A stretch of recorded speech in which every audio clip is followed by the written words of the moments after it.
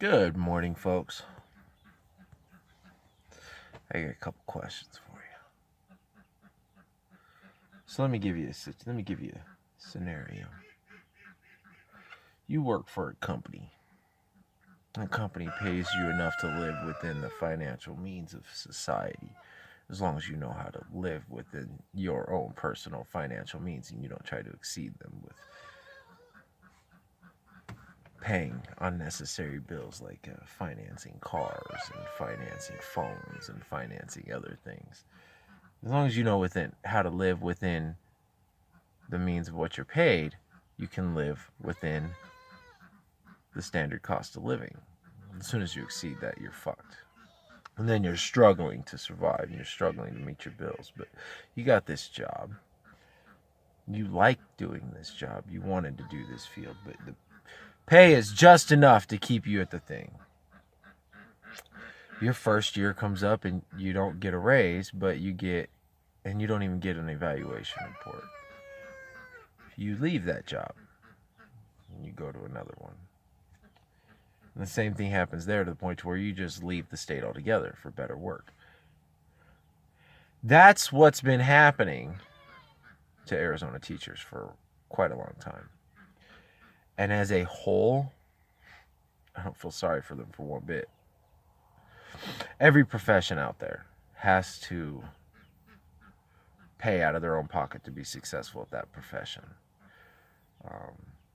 Tax codes are written as such so that you can write off your business expenses. You just have to know how to do it or hire a proper tax professional. So it's not like the money's lost forever. You can get the money back. I mean, so but you don't want to leave your state.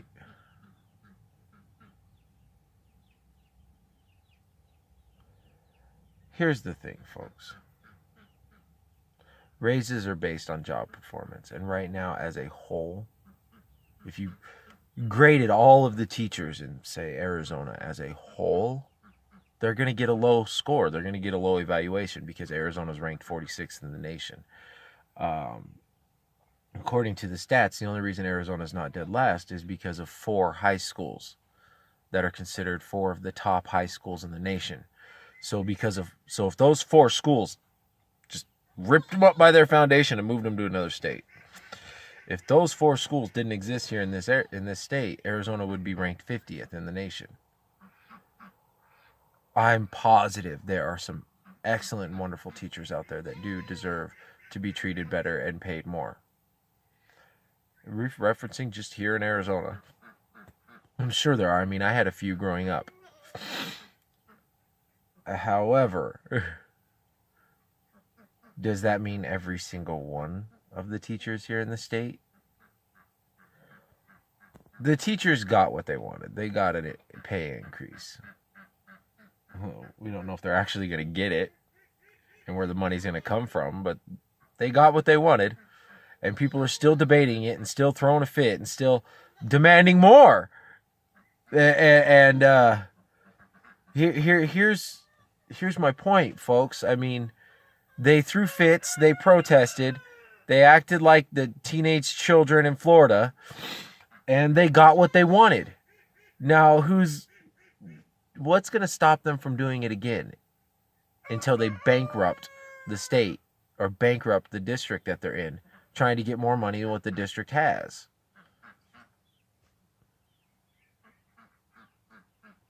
What's to encourage them now to do a good enough job to produce well-educated students? Where's the motivation to do a good enough job? And like I said, I mean, sure, there's some teachers out there that do deserve more. But just because we have a handful that are exceptional doesn't mean every single one of them are. And if you can't understand that logic or that point, then, I mean, you're stuck on one mentality, period. I mean, I'll agree there are good teachers out there. I'll agree that they don't get treated well enough and they don't make enough. But Everybody knows. I've known this since elementary school. Everybody knows. A teacher's profession is not an exceptionally financial one. So if you get into teaching and your first complaint is you don't make enough, you probably shouldn't have started in to begin with. I'm sorry. That's just it. I mean, seriously, people. You know how much a teacher's starting salary is in that area. If you're in it for the money and you want to make more money, then you go to an area that pays teachers more money. You don't come into an area that you know the teachers don't make good money and start bitching and throwing fits and fucking protesting until you get what you want. Prove to the parents that are putting their kids into those schools that you deserve and earned that money, that you deserve and earn a higher pay rate. Just like every other adult out there working in any other job has to do. We have to prove we deserve to get more money. We have to get evaluated. Now, if the teachers aren't getting annual evaluation reports showing what they can do to improve their job performance, then there's nothing. That's bullshit. That should be happening for one. And you can't base a pay rate off the group. You have to base it off an individual. And if one teacher, let's say take a teacher that is been in the field for 2 years. She's teaching, let's say, 3rd grade. And then you take a teacher that's been teaching, let's say, 3rd grade also, but for 5 years. So one's been doing it for 2 years, one's been doing it. And the 2-year person, and they're getting annual evaluations. But in the 5-year, every evaluation is showing the same things, that areas of needed improvement. Does she deserve to be getting a raise every single year? And you take the 2-year person, and after 2 years, they can't think of anything for areas of improvement. Yeah, that person deserves a raise. Should the one at 5 years be making the same amount as the one 2 years? Hey, if the evaluation shows it and the raises are there, then yeah. But if the district doesn't have the money to give the raises, then I don't know what to tell you folks.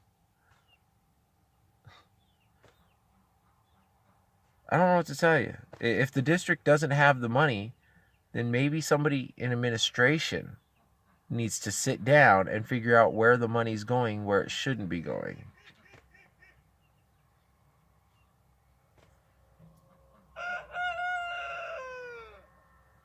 But if the teacher's not doing a good job teaching, just because she's spending her own money to provide certain classroom supplies, that doesn't warrant a raise. I'm sorry. She can write that shit off in taxes.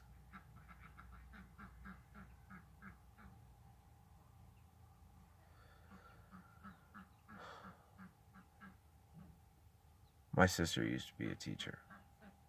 And her ex-husband, for free, used to go keep the AC running at the school she worked at. For free.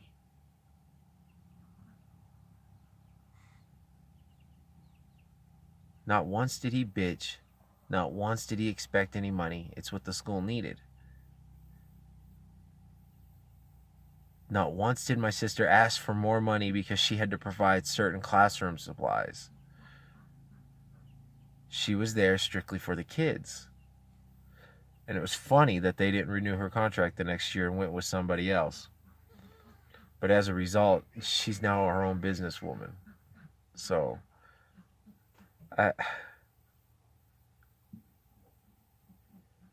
you people need to stop throwing fits to get what you want. Everybody needs to stop throwing fits to get what they want, man. That's not how society works. You need to earn it. You need to work for it. I don't care if you're a teacher or you're a fucking sales associate at a dealership. You need to work for it and earn it. Don't just assume that it's implied that you're getting it.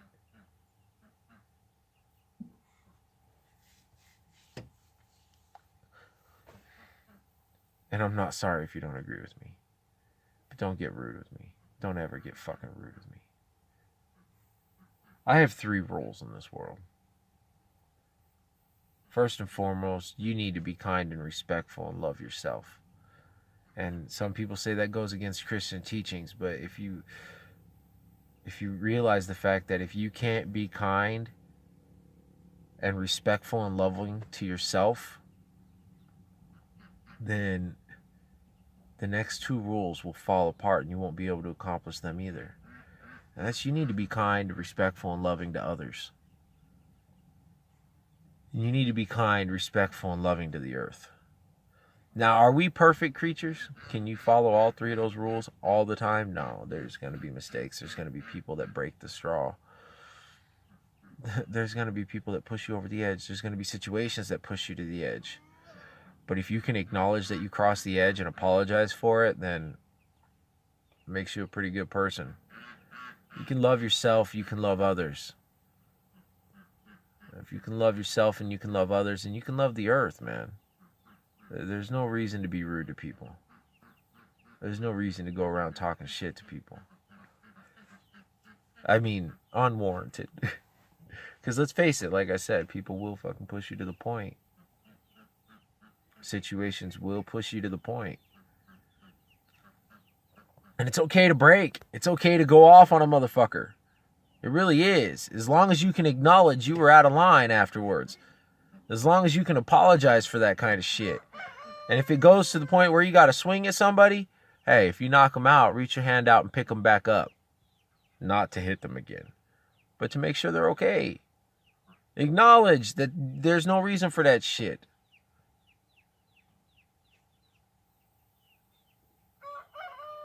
This debate about the teachers has been going on for too long, and I try to avoid that fucking thing. But when I get drawn into it, when I finally hit the point where I got to comment or say something, and then I get continued commenting and saying something, it's like this. If you're going to get into a debate with somebody over an opinion, you need to, 1, be able to acknowledge said opinion. And 2, you need to be actually willing to listen to what they have to say. If you can't acknowledge what they're saying and acknowledge the points they're making, whether you agree with them or not, shut your fucking mouth up. Nobody wants to hear it. Because if you can't acknowledge their point they're making, if you can't understand what they're saying and acknowledge it, whether you agree with it or not, all you're doing is pissing yourself off. You're in violation of rule number 1.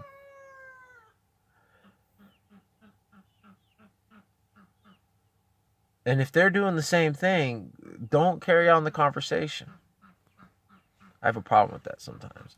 But sometimes I try to leave conversations, but people fucking bring my name in it, put my name in their mouth to fucking keep the conversation alive, because I guess it makes them feel fucking special or something.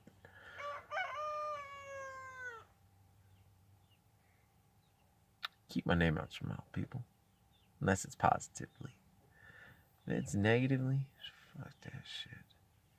And I don't go around spewing negative comments. I'm so tired of people fucking saying that my opinion's negative.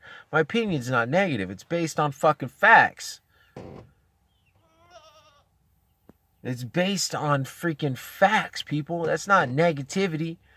That's pointing out what needs to be fixed.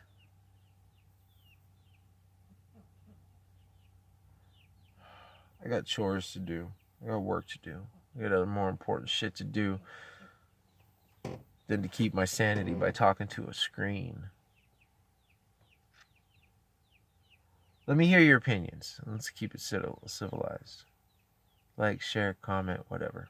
Peace.